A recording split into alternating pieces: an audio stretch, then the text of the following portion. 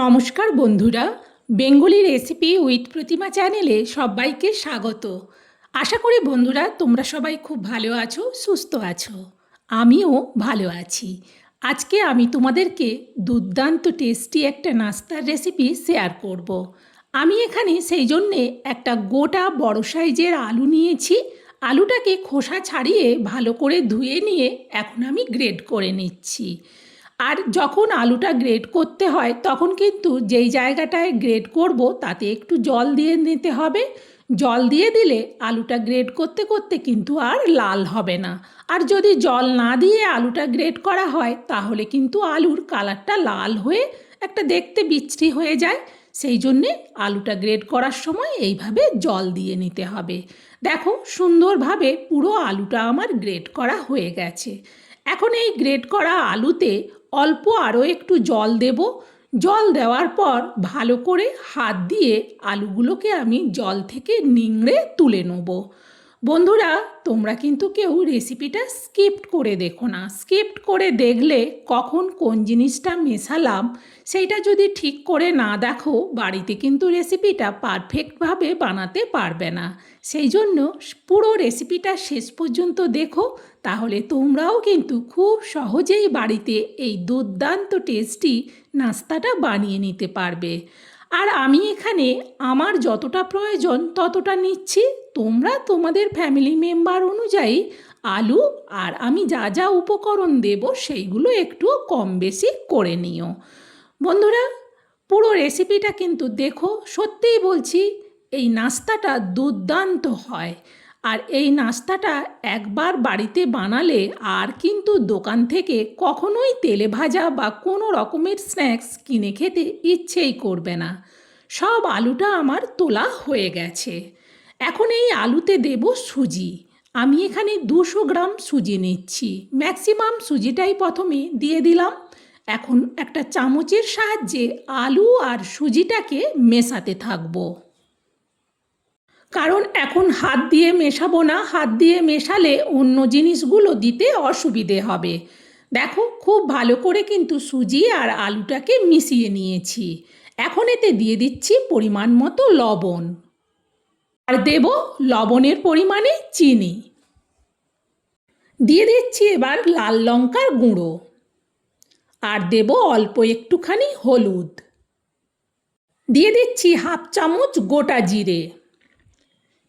এবার এগুলোকে ভালো করে আগে মেশাবো, সেই জন্য বাকি সুজিটাও কিন্তু দিয়ে দিলাম।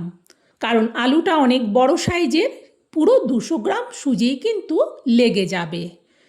এবার সব কিছু উপকরণকে আগে একবার ভালো করে মিশিয়ে নিতে হবে। যেহেতু এতে লবণ দিয়েছি আলু থেকে কিন্তু আবারও একটু জল বেরোবে, তাই ভালো করে না মেশানো পর্যন্ত আর এতে এখন কিছু দেব না।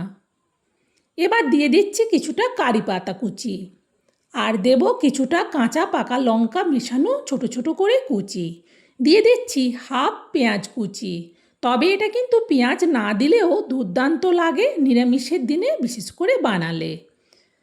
আবারও ভালো করে মেশাতে থাকবো।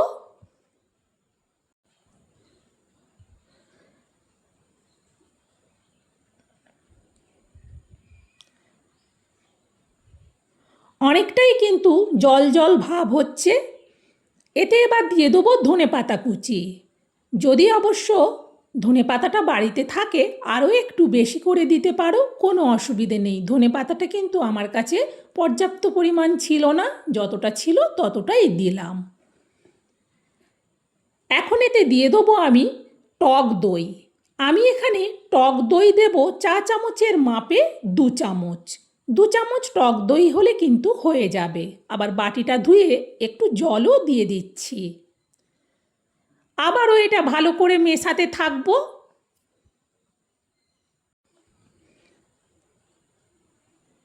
এটা মেশাতে মেশাতে বুঝতে পারবো যে এতে আরও কতটা জল দিতে হবে। আরও আমি হাফ বাটির মতো জল দিলাম। যদিও এটা বাটি বলছি কিন্তু এটা কাপে করে নিলে হাফ কাপ হবে। অল্প অল্প করে জল দিলে বুঝতে পারবো আরও জল লাগবে কিনা, কিন্তু দেখে মনে হচ্ছে আমার আর জল লাগবে না। এবার শুধু এটা ভালো করে মিশিয়ে নেব। দেখো সুন্দরভাবে কিন্তু মিশে গেছে। আর সুজিটা কিন্তু এখনও একটু শক্ত শক্ত ভাব আছে। সেই জন্য এইভাবে ভালো করে মিশিয়ে নেওয়ার পর যদি হাতে সময় থাকে 5 মিনিটের জন্যে রেস্টে রেখে দিলে তাহলে কিন্তু সুজিটা বেশ সুন্দরভাবে ভিজে নরম হয়ে যাবে। তবে এটা রেস্টে না রেখেও কিন্তু বানানো যায়। ওই যে বললাম, হাতে যদি সময় থাকে তাহলে 5 মিনিটের জন্যে রেস্টে রেখে দিও। আমি এখন 5 মিনিটের জন্যে রেস্টে রেখে দিলাম।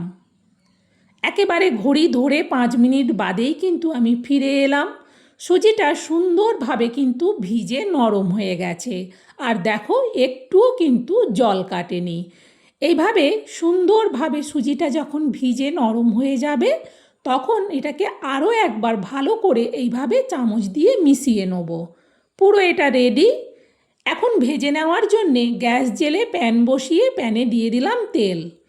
এবার অল্প অল্প ছোট ছোট বড়ির আকারে প্যানে যতটা জায়গা আছে পুরো জায়গাটা জুড়ে দিয়ে দিলাম। দেওয়ার পর 1 মিনিটের মতো অপেক্ষা করেছিলাম। একটা সাইড হয়ে গেছে। প্রথমটা একটু আস্তে করে উল্টাতে হয়, তারপর কিন্তু আর কোনো অসুবিধে হবে না। শুধু খুন্তি দিয়ে ভালো করে নাড়াচাড়া করতে থাকবো।